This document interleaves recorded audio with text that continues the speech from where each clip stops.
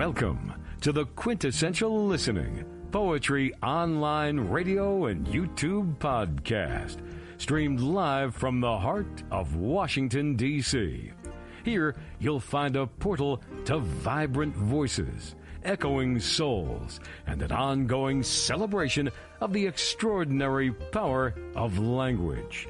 So, prepare yourself to join host Dr. Michael Anthony Ingram and his special guests as they explore traditional and spoken word forms of poetry.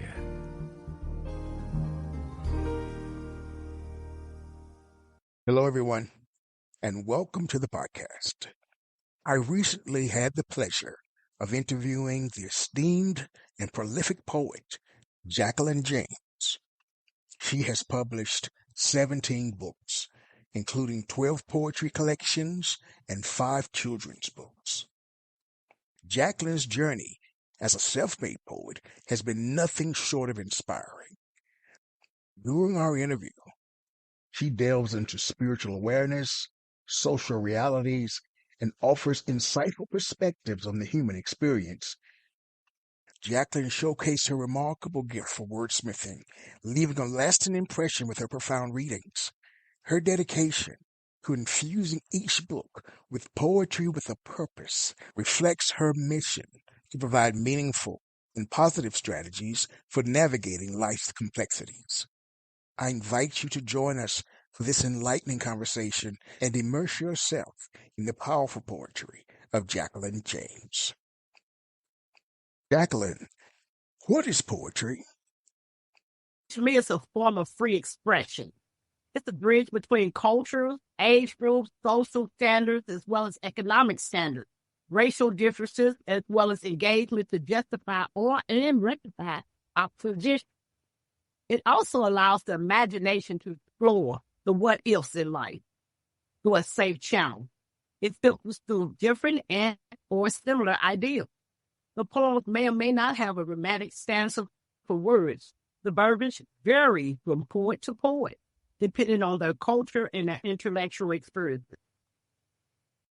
Personally, when I put a pen in my hand, when I put my fingers on the keyboard or a mic up to my mouth, I'm an invincible force to be reckoned with.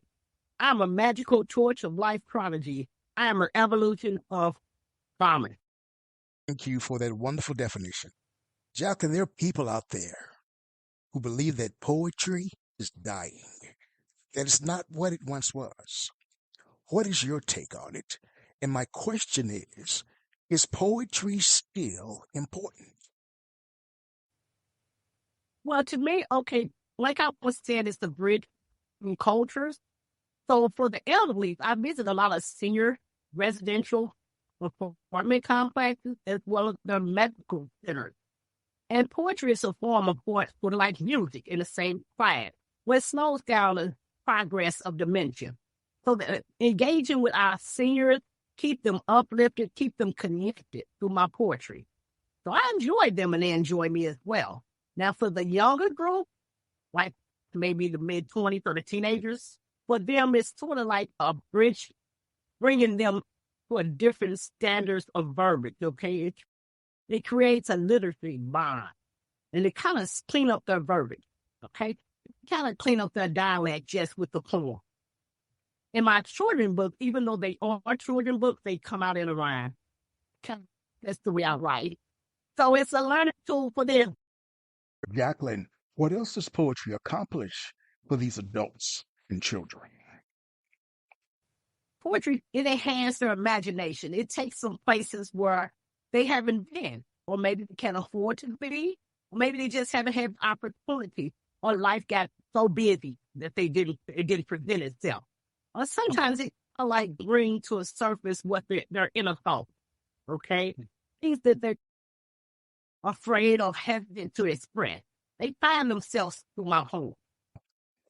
Jacqueline, please share with me an early experience where you learned that poetic language had power. Oh, I'm going to tell you, my earliest experience was in like 3rd grade. I know, like 3rd grade is an awfully young age. But I think it was just a basic poetry coming from Edgar Allan Poe. When I read The Raven, I was just mesmerized. I had never known that words can captivate a love of law, all in the same form. With that poem, Raven, it really done it for me. It snatched my imagination. Like, where's he going with this? He was so mystical with it, and I really appreciated that. And then I went on to read more, and then Langston Hughes, he was my next poet that I was really impressed by.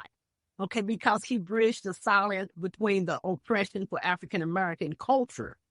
And his magnitude of wisdom that he expressed through his point was so inspiring. And afterwards, after him, his presentation, it went from there to Maya Angelou. I just was hooked because I seen myself as a little baby Maya Angelou. But you know what I mean? And she's just her bravery, her courage. I mean, it's just like I had actually experienced a dramatic loss when I was a young child. So just reading that with Maya Angelou, I know why the taste birds thing, it kind of home for me. And it just wanted me to just learn more about how I can express myself through that art where I can be heard. Then I went on to the rhythm. I was really attracted to Dr. Seuss. That's why my children's books are just a creative memory of Dr. Seuss. Because it's a learning tool for our young people.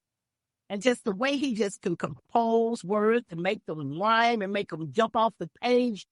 I see so much life and life through him. And I see me doing this. And I went on to do that later on. When you think about your body of work, what are some of the predominant themes that you write about? And I'm glad you asked me that, Dr. Michael, because I am actually gifted, and I appreciate that gift, to be able to write in different genres. I can write from general, from love poems to just poems about posting. I can write poems, educational. I can write spiritual poems. I can write informative poems. And of course, my favorite is entertainment poems. And then I realized I was a master of rhyme because people just start coming to me, asking me, what you poem for my birthday? And it came out so beautiful. What you poem for my anniversary? You all do that too. And then I also do poems for recognition for different cities and cultures. I bring them together. I can take your whole story and compose it into a work of art through my poetry. And I also do bereavement poems. I take your life story for people who passed on. And for a keepsake, I don't charge anything for that. Never have, never will. And I present it to the family, their closest loved one. And I would take it, and it's like a keepsake where they can just take their loved one's memory and reflect back on the good things that they meant to them through my word. I think that's my favorite of all, just being able to do that, give something back.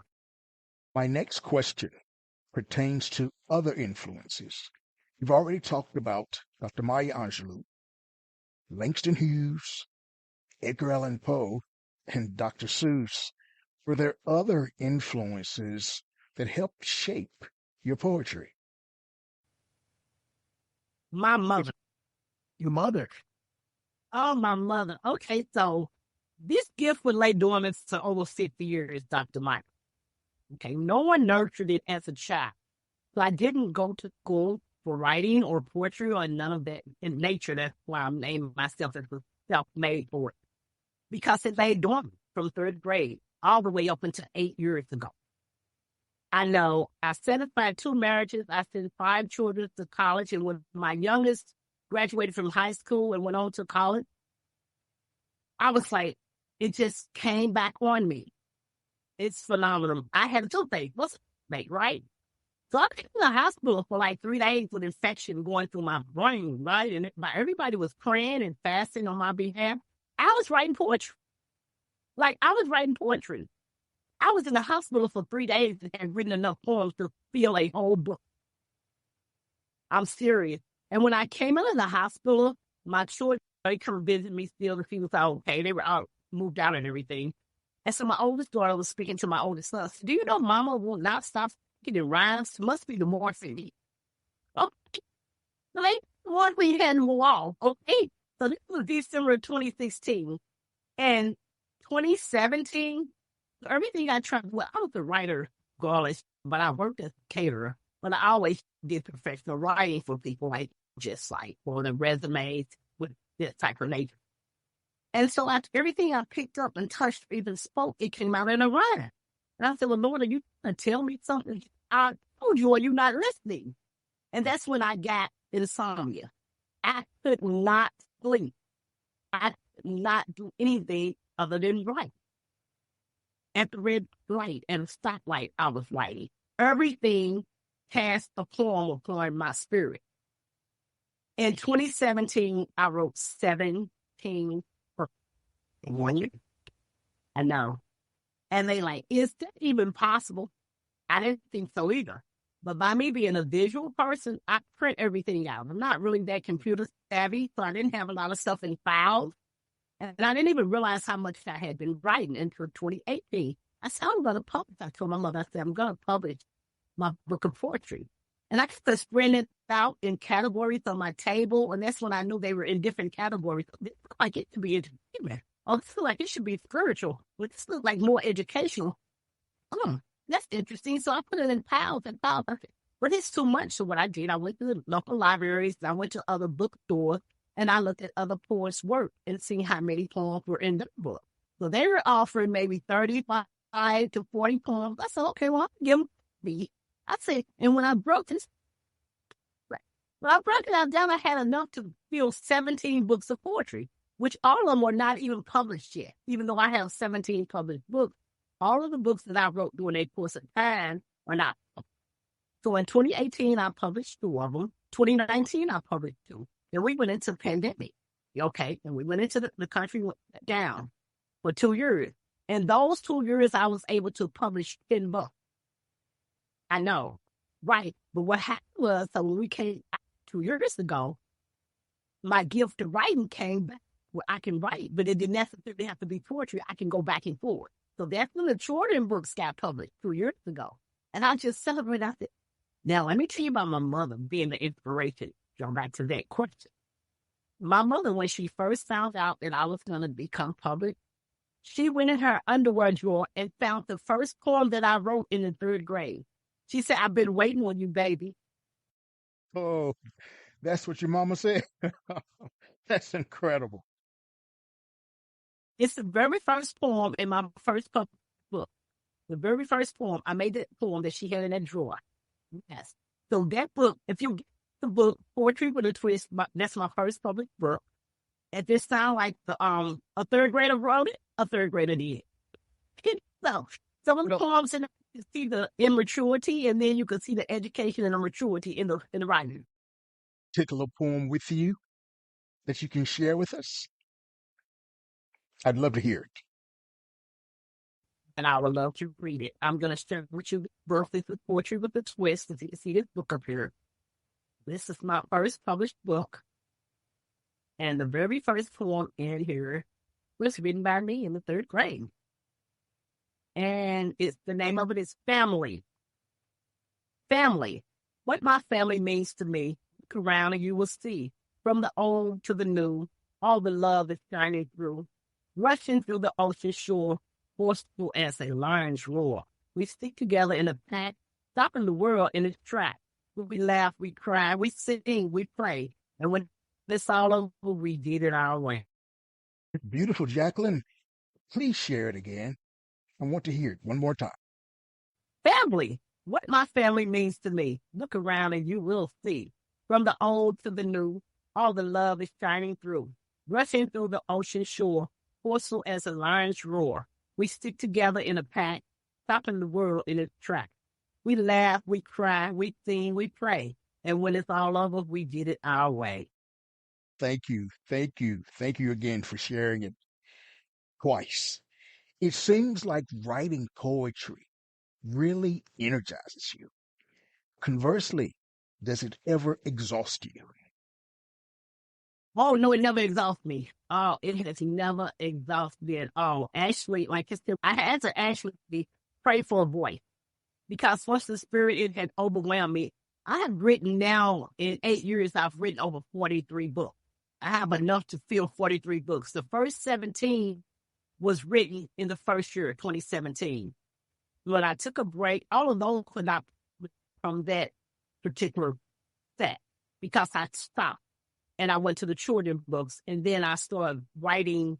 When I realized I had the capability to write what people wanted from me, that's when I sit and started intentionally writing. At first, it was just writing unconsciously, if you understand that. Like waking up 3 o'clock in the morning and it's just there, just cockeyed and writing, okay? But now I can actually write intentionally, right? So I can choose to write a children's book, or I can choose to write a poem. Or I can just sit back and relax and just let it flow on its own. When you think about writing a poem, how does it begin? With an idea, a feeling, a form, or an image? You know what? Sometimes it varies. So if I'm just sitting back, relaxing, my kids, I drove them crazy. Like, I would be at family outing. I had my nieces and my nephews and my daughters around the same age. They like, don't say nothing to my Auntie Jackie or you'll get a poem. If they tell me something like that, involved with a man that's in another situation, I'll write a poem about it. Please, they burnt the spaghetti last night, I'll write a poem about it. It's almost like everything someone said and everything that came in my presence just turned into a poem. Now I have a little bit more control, but I'm going to tell you what happened. I'm going to read this one particular poem because from that first book was like a revelation for me, okay? And I didn't even understand myself at the time because, like I said, the gift had laid dormant for so many years. So the name of this poem is Strange Air. Like strange hyphen then ER. I saw a stranger passing by. With a blink of an eye, I wanted to cry. For that split second, she caught my attention. I heard a heartbeat when I decided to listen. Her thoughts were all fuzzy. I could hardly hear her. She was really fragile. I could smell her fear. She wanted to scream as she turned around, but she felt my presence and made no sound. I didn't disturb her. It wasn't my place. Straw in her eyes gleamed on her face. The moment that passed seemed to be ours. I denied her myself. Was I just a coward? I had nothing to offer other than empathy. But at the time, I was in good company. I tried to speak when I poured it together, but she was long gone, like my breath in the wind. Thank you. And that's why I saw myself. And only a couple of people that know me personally, when I shared that film, when I first wrote it, January 17, it was like the beginning. Yeah. And when I shared that poem with a couple of people that close in my circle, they knew right off. They said, you're speaking of yourself. I didn't even know I was speaking of myself. Jacqueline, when you discovered through the poem that you had written about yourself, how did it impact you? It made me cry. I was very emotional. And because I knew I had lost myself into everyone else's life in their situation, nurturing them and supporting their ideals and their dreams. And I never even knew I had one this deep inside of me that had been cocooned, was calcified. It was almost dying. One of the poems in my upcoming book is titled, Where Was I Inside My Own Life? And I got an answer for you in a poem. Trapped in my own walls of solitude, speaking a language only I can understand. My desperate cry for redemption goes unanswered, screaming, ranting, and trying to break free from this prison in which I've so conveniently engaged my thoughts in. My pathetic need to be heard is superficial. Skepticism progressed as I become more hesitant to unlock the door that would surely free me from my own misery. I convinced myself of a strategy that would persuade me to use the key. What? There's a key. How awfully predictable I've become. Thank you. And I was sitting on my front porch a day before Christmas when I was like, it just was there. And I wasn't thinking of it. It just came out. And I just I just realized that I had become really predictable in all my ways, where to a point where people call me, they knew I would answer. They knew I would come. They my schedule more than I knew my. You understand? And I had lost my in the illusion of what they thought of me. Very powerful statement. That is totally self-awareness. When you can say that out loud and proclaim it, when you know it, you can move beyond that point and move to a different plane of development. Very powerful. Very, very powerful. Yes. So all I've been doing, Michael, I've been just like using the revenue from one project to invest in the next. That's why all of them are getting published behind each other like a domino effect. Boom, boom, boom, boom, boom, boom, one behind each other. Do you believe that writing a poem is letting your guard down or building a wall? No, it's actually, it can be both. I can write you up and I can write you down as well. So that's why I learned the cautiousness of my nieces now, where they knew I was talking about them in my book, even though I never said their name. For example, I had one poem named What? Okay, I knew that poem What would trigger an emotion from my young niece that was messing with a married man at the time. So, yeah. You know what I'm saying? So it built a wall for a minute because she avoided me. And I wanted her to avoid me in certain circumstances because I didn't want to condone her behavior coming to her house and seeing this man. You understand that claiming it's just a friend. So, but I didn't want to just cut her off by saying no, blah, blah, blah, blah, blah, and break the connection. So I just wrote it. And I knew she would buy my book because it was coming out, and I knew she would read it and find herself through it. So it built a wall on those just in that situation. In other situations, I can build a wall when I want. It's my cocoon. I can protect myself from you if I don't put you around me. I can talk about you in my poetry without ever calling your name. And you'll find it. Or I can build you up in the same thing. Please share another poem. I enjoy hearing your work. Thank you. I appreciate it. I'm excited, okay, because I got a few out. Okay, now this one is from my spiritual collection. This is one of my favorites. Okay, you know what I told you? I go out in the field when it's fall. I do vending events, and I sell poems. The ones that I write for myself, like my choice would be spiritual. Got it? Now, you can ask me for a personalized poem, and I'll laminate it and I'll frame it, right? But the ones that I sell that will be on my table next to my books is always my spiritual. Okay. This particular one is God's Puppet. It is also in my first written book. I beat to his drum. I pray at his feet. I share his love with the people I greet. I'm his puppet on the string. For his love, I lift my voice to sing. I worship him throughout my days. He controls my mind and my praise. He orders my thoughts and my speech. He controls the dance in my feet. He chooses my path that I walk. He controls my words when I talk. He keeps my soul longing for more, for his mercy is what I live for. He shows me his amazing grace. He keeps a smile on my face. I worship the praise him on demand. I write poetry for him on demand. He makes sure my faith don't cease by keeping me in his perfect peace. For his light he gives his will. In my days, the hope I feel. Now I'm his puppet on the string. As a Christian, I do my thing. The Lord is my shepherd, guiding me through God's love. I know it's true. He keeps me happy and satisfied. He forgives my sins. He don't deny. To your will be done in my life, my Lord. For your I'll work hard. I'm your puppet on the string. I'll serve you always. You're my holy king. He lifts my arms with his praise. He keeps me strong through my days. He helps me when I stand. I give him the glory and clap my hands.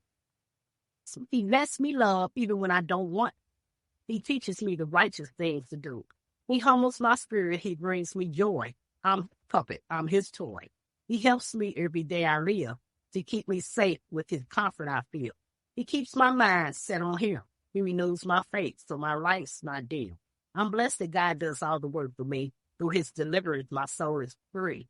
God, I'm your puppet on the string. I'm here to serve you. You are my king. Now, that's one of my very favorite, and that's on my wall. I had to just enlarge that myself and sign it to myself from God. And it's on my wall in my office.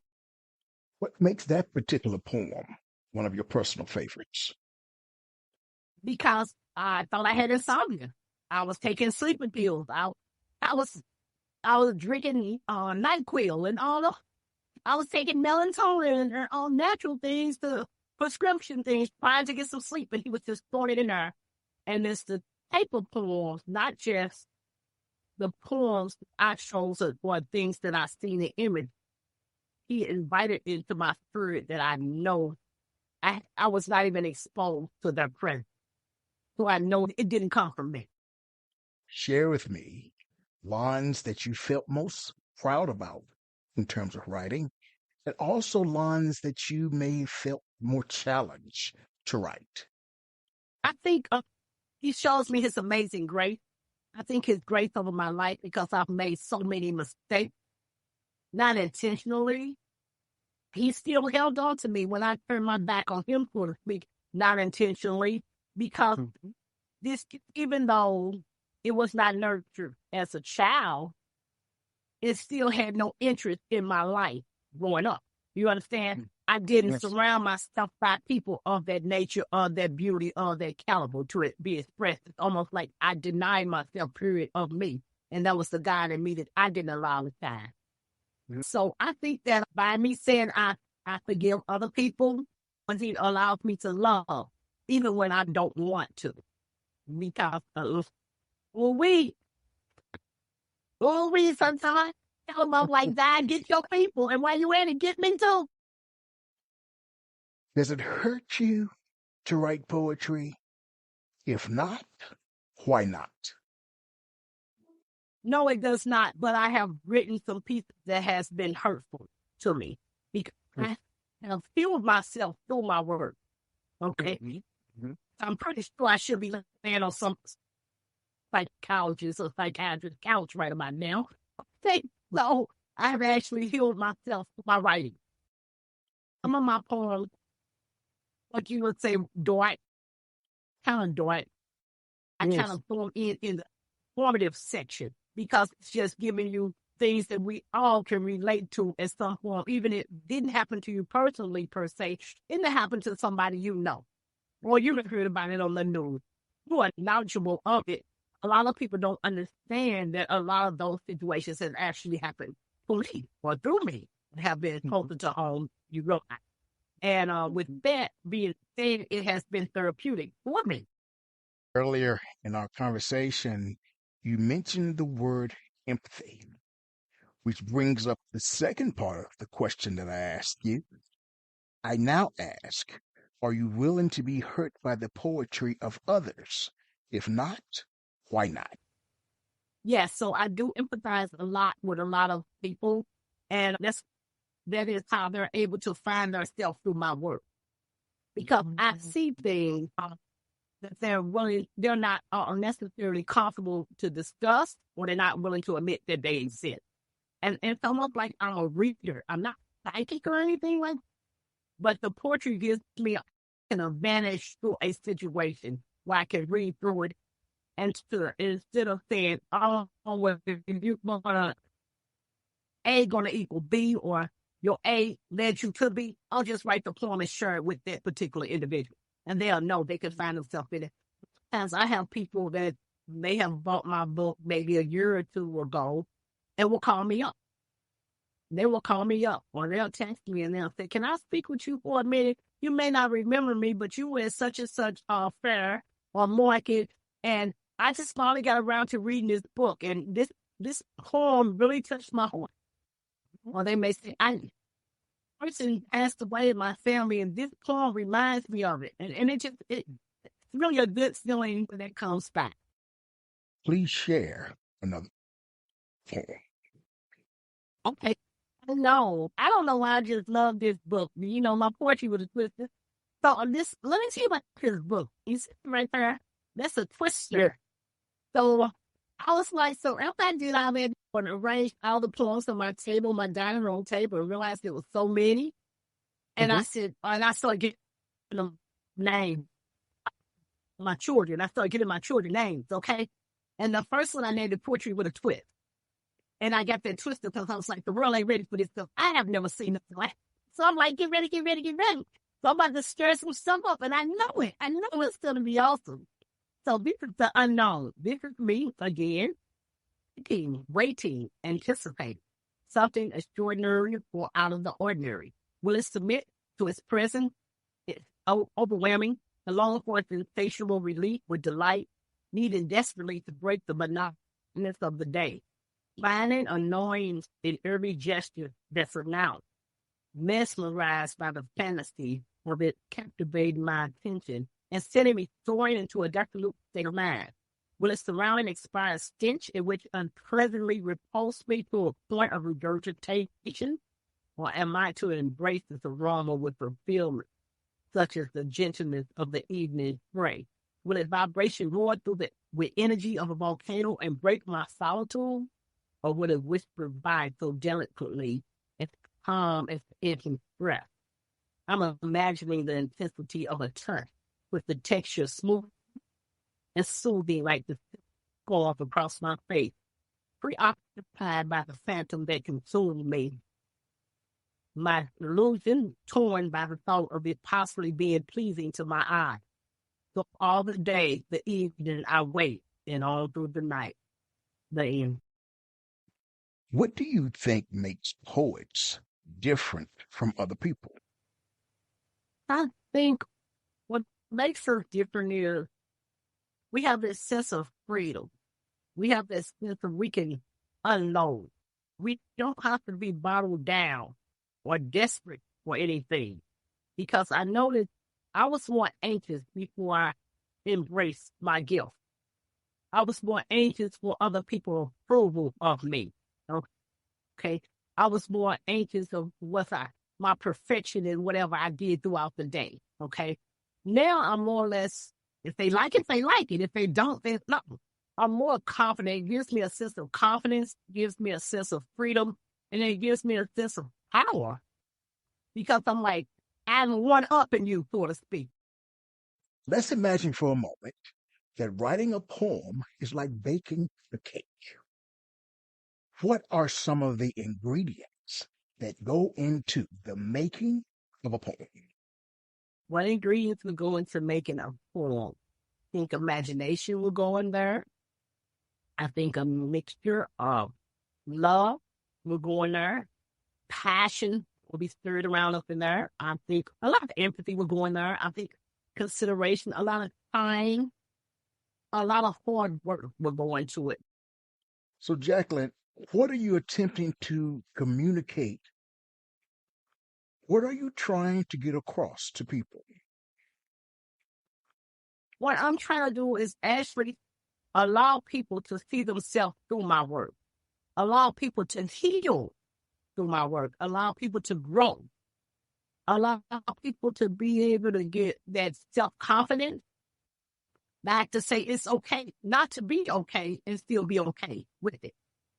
So they don't have to be so hard or down and take everything so serious. Like everything is just a dire need. If I don't pay my electric bill before the due date, everybody needs to be high pressure state at life, especially during this time with COVID. COVID kind of it was a game changer for a lot of situations, right?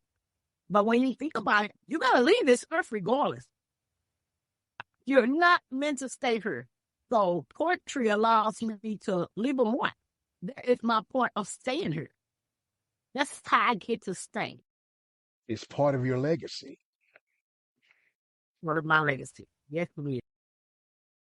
All writers have words they use over and over again in their work.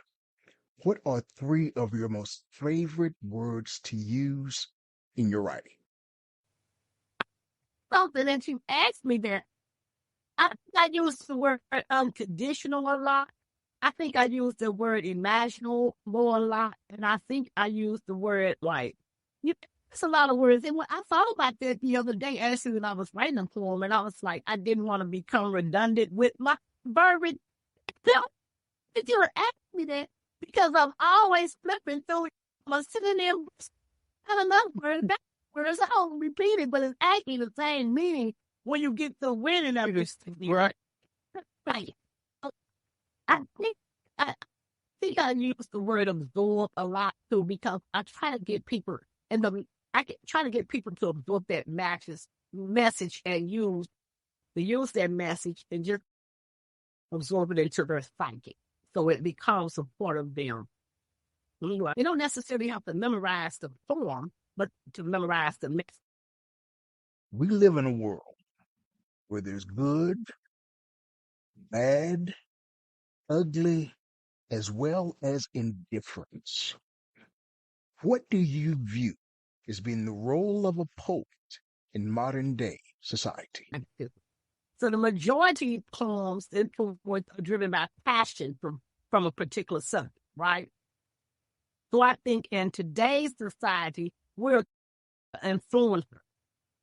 We are the icebreakers in life. And we are the thin line between right and wrong, hate and love, good and evil. We're the voice of objective, a way of reasoning. I have found myself being able to talk people into liking each other. They were definitely envy. I'm serious. We run in the same circle, but they will come to me because I am a poet. And not only am I a poet, but I'm sort of like a peacemaker. But I'm their go-to person. I've always been their go-to person.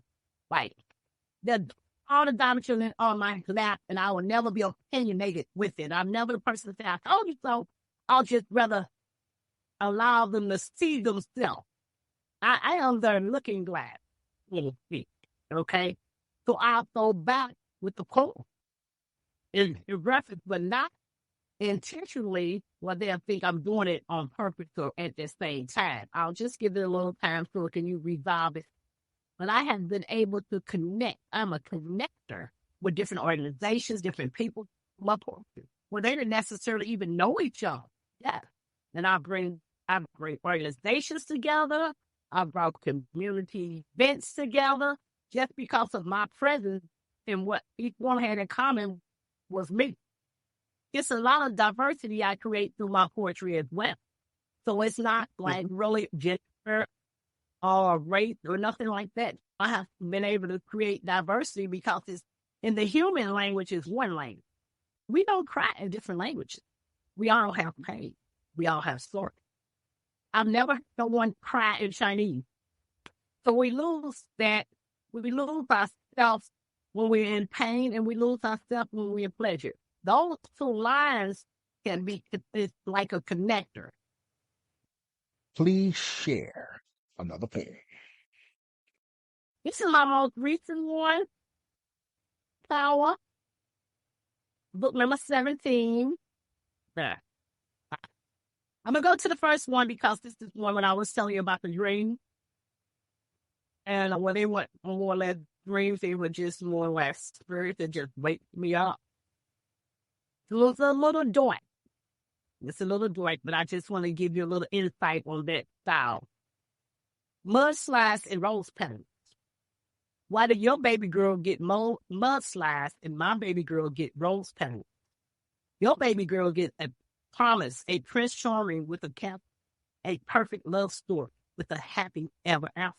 While my baby girl get left with rape and abuse, with all the men in her life making some lame-ass excuse. Your baby girl get 2 parents with a college phone. She gets her first car at 16 to wreck just for home. My baby girl get an alcoholic stepfather and a father who steps in and out of her life. She's lucky to get food to eat and decent clothes without a fight. Your baby girl fantasized to marry the man of her dreams.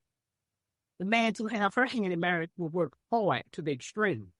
But my baby girl gets her virginity taken in a locker room by the principal's son, while half the football team watches and takes off the road. Your baby girl will be asked to the prom by the most popular high school fella. She'll wear an elegant dress tailored especially for her. My baby girl will go to the prom accompanied by her teenage girl. She will wear a dress that was donated by the privileged girls of the world.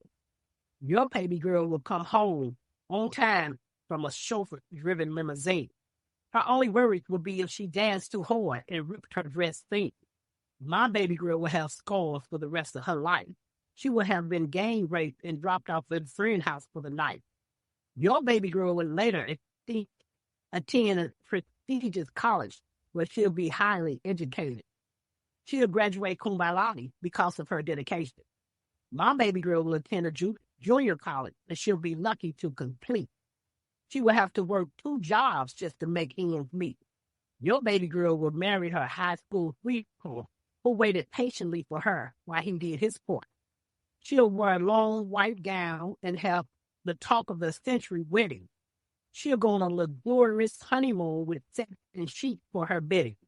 My baby girl will wed at a church with a small family pride, or she'll be forced to elope and marry at City Hall. Your baby girl will have her first experience with her husband and offer him her purity. My baby girl will have sex with her husband because she no longer has her virginity. My baby girl will bear a daughter to slide right down through the generational movement. Your baby girl will have a daughter with that seed who breed roses to generate petals of love. My baby girl went into depression after her husband left. Your baby girl celebrates many anniversaries because she lived her happily ever after. Jacqueline, that's an incredible poem. Tell me more about it. What is the purpose of the poem? It woke me up out of my sleep. I couldn't go back to sleep before I stepped back. No, I know. And that's how it is. Sometimes policy literally take control of me, and there's nothing I can do about it besides satisfy it. Or I could rock myself to sleep. I can take another sleeping pill or whatever, but it's not going to do any good. I'm telling you. It's a very powerful poem. How was it received when you shared it? So I had no choice. See, okay, when this poem was given to me, I had no choice to know that it wasn't mine. So at first, I used to think that poems belong to me because they came through me, but they don't. Yes. All right. They're for the world to learn something from it and to understand. So I'm going to give you this other poem, and then I'm going to give you a poem that I intentionally wrote, okay?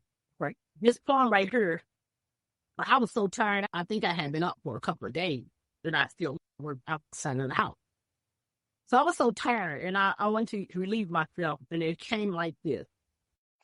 Okay, God, I'll do it. I'll remember that.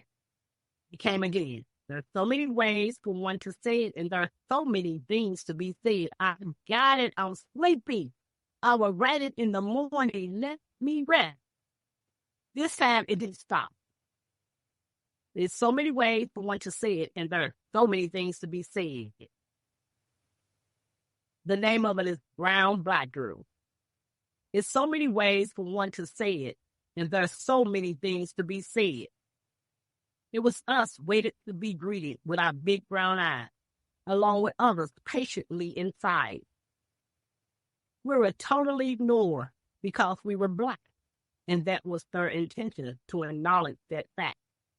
Worry about me, they couldn't care less, even though I was arrogantly dressed my best. From my head to my toe, I was sparkling clean, and their rudeness disgusted me, but I made not a thing. For the place was freaking and overwhelmed by my class, and they knew in an instant I was way above the white trash. However, they gathered up the party that had been waiting least of the time, leaving behind the obvious, and that group was mine. We all took a pause and we bit our tongue. We didn't want their troubles, for we came out for fun. Our time had come, and they split us up into 3. There's a table across from us, big enough, please. We just want to laugh and reminisce on our day. Those was the words I just had to say.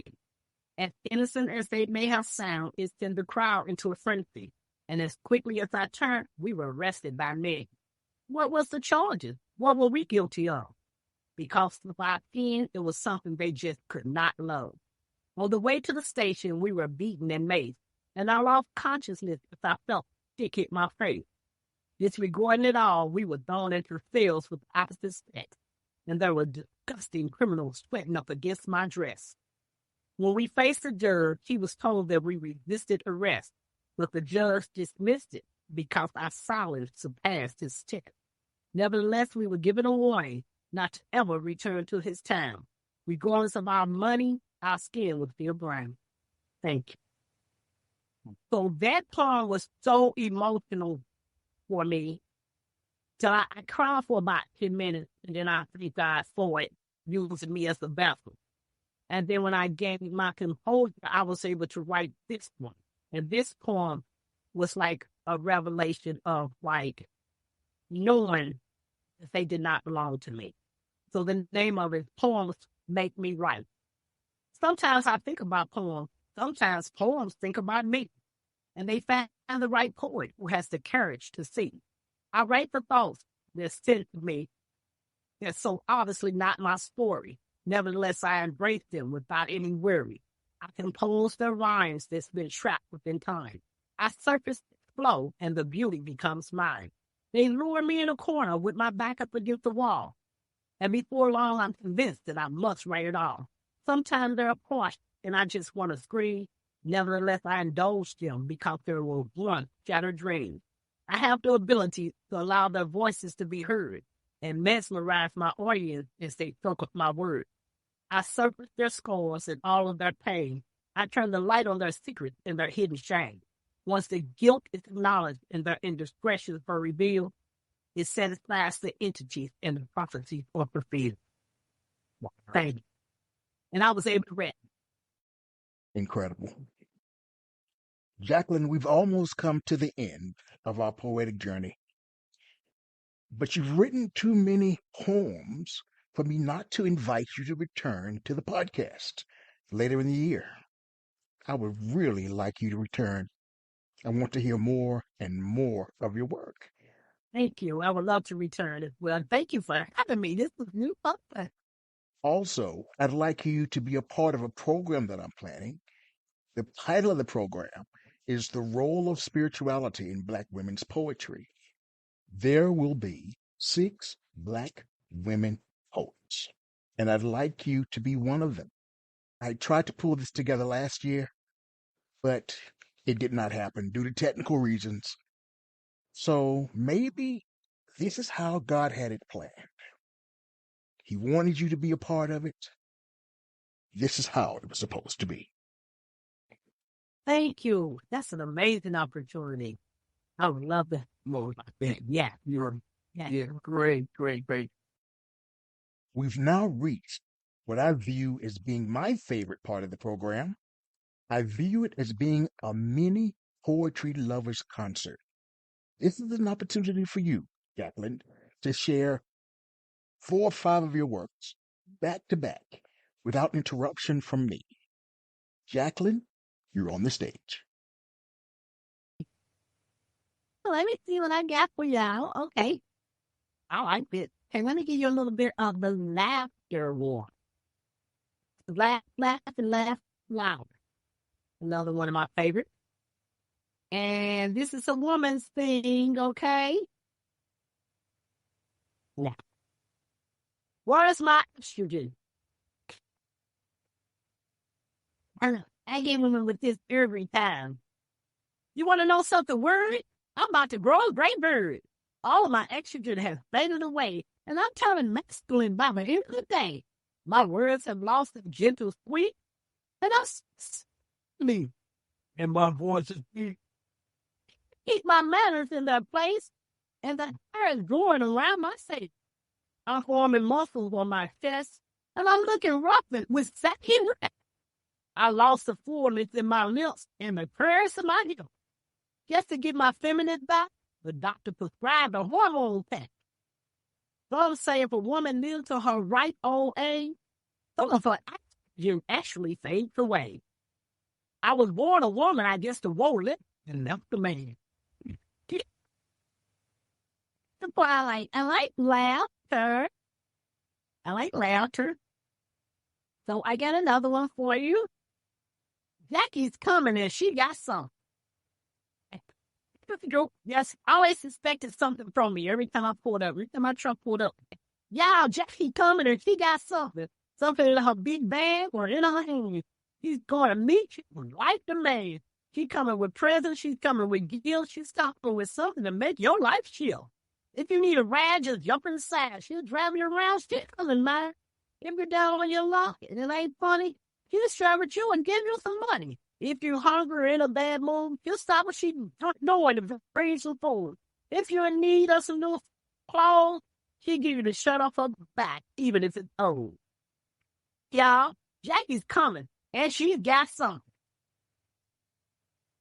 So, it's a lady going around spreading poems throughout the town, telling truth and stating facts, telling people about themselves.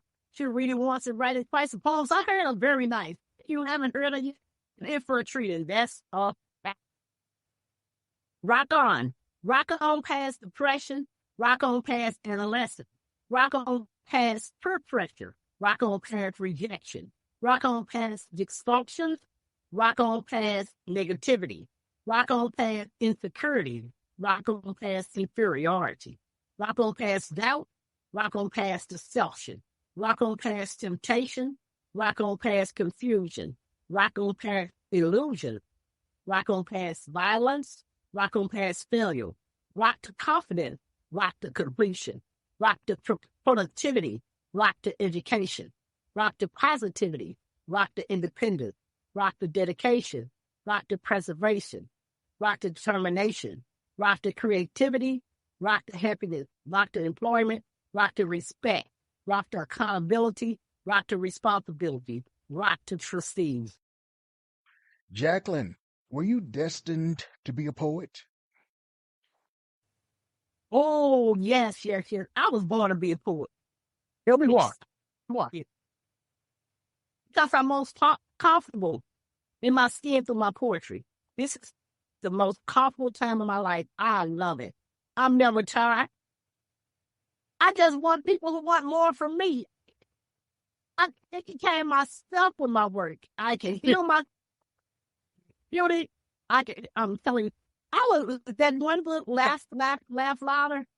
I was in my bedroom. My son came by and he was like, he actually thought I had company. I said, no, I have to become my own best friend. Keep myself entertained. I don't need nothing. Oh my goodness. And the feedback people give me from my work, it just builds my confidence.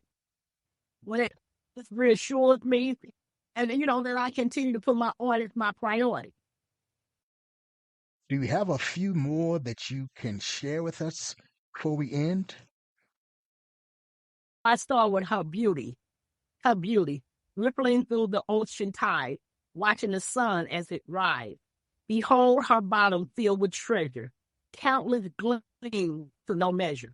There, less surfers waiting to ride the highest point from her tide, whirling around as the wind grows strong, brightly shining as the day is long, beating through the breast of the ocean shore, attracting tourists as she roars. Navy blue is her color at the bottom of her bed. Topaz fills the top of her head. Light blue and green covers the middle of her scene. Her belly filled with tropical fish. To name them all will be your wish. Fishermen come as sailors go to watch their catch be a show, collecting oysters and seashells for the absent ones. Please do tell.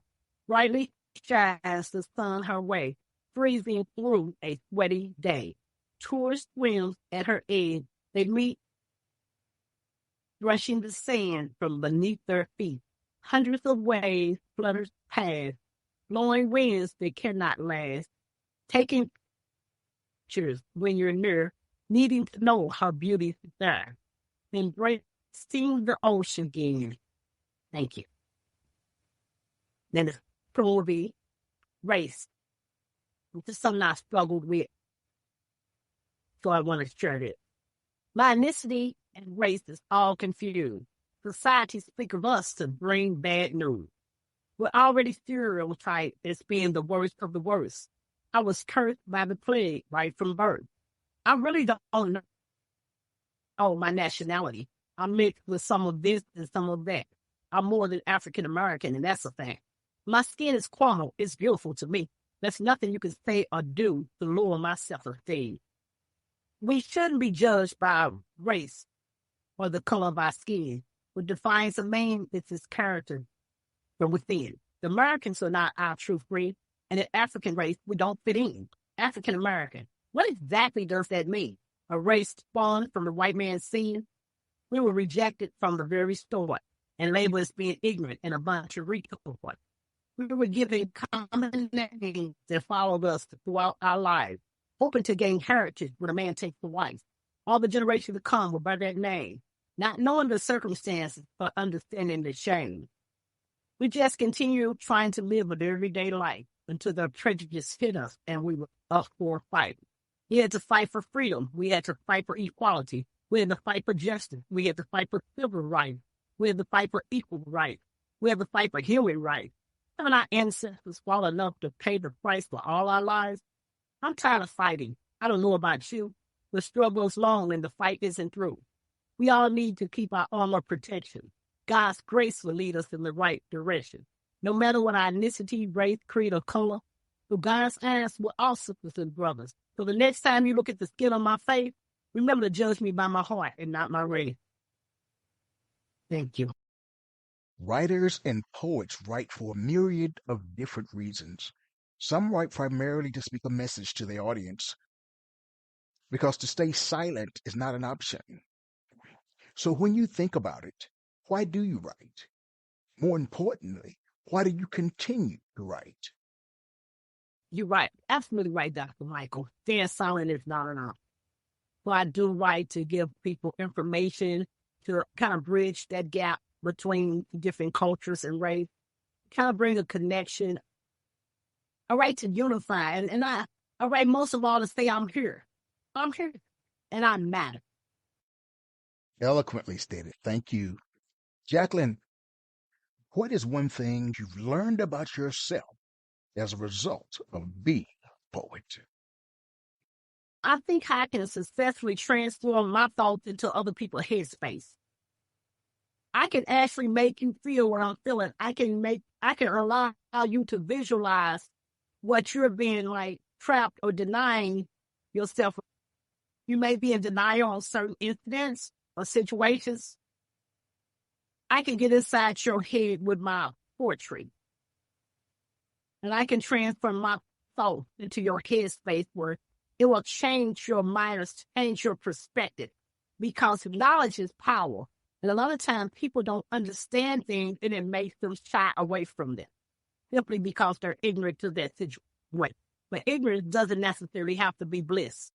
Where can people find your work?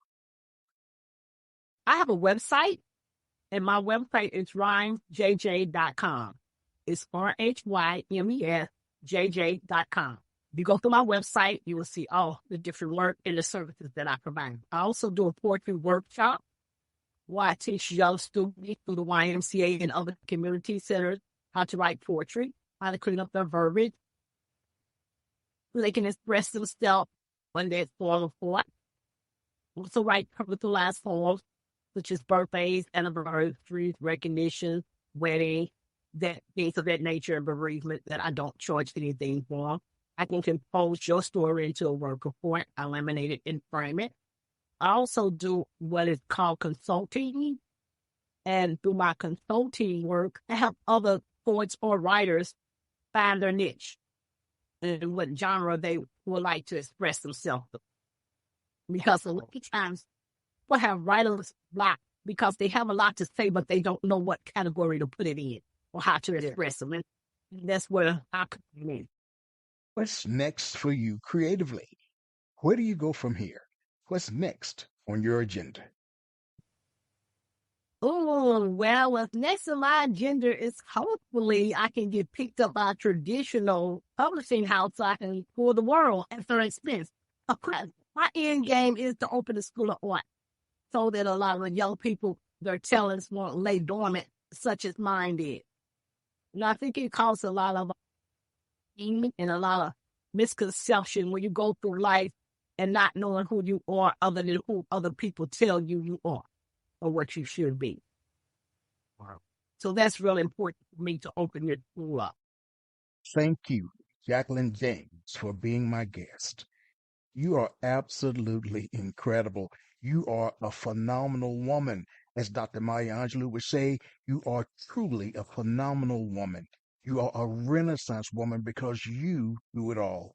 Your work runs the gamut of different perspectives, and it all interrelates.